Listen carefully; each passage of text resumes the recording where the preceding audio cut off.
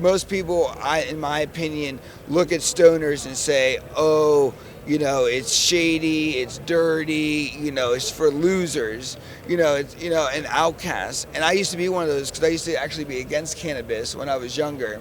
I actually thought everybody that smoked was dumb. But as I've gotten into the space, I realized just how many hard, passionate, driven people there are.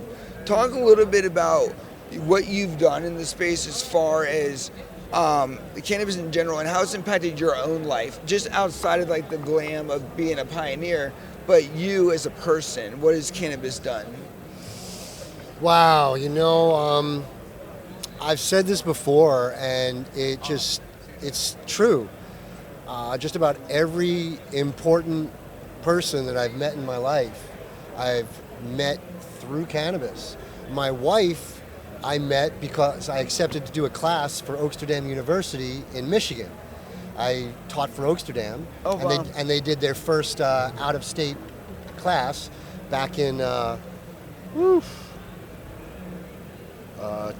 2013, maybe. And the chancellor, Dale Jones, she asked me if I wanted to go fly to Michigan and do a class, and that's where I met my wife. Yeah, that's awesome. And it just really, it's aside from the few run-ins with the law, I did spend 7 days in jail thinking I was going to do 7 to 10 years. I think that's a good trade-off. It's really just been an amazing opportunity for me to have a career, which I never thought that I would have. I was a drug dealer, pre-high, middle school, junior high and high school. And I actually grew my first crop of weed with my coke dealer in his house. That's actually kind of cool. We grew our first crop together, and when the first crop came off, we both quit doing coke. We left all our coke friends behind. We got a whole batch of new friends.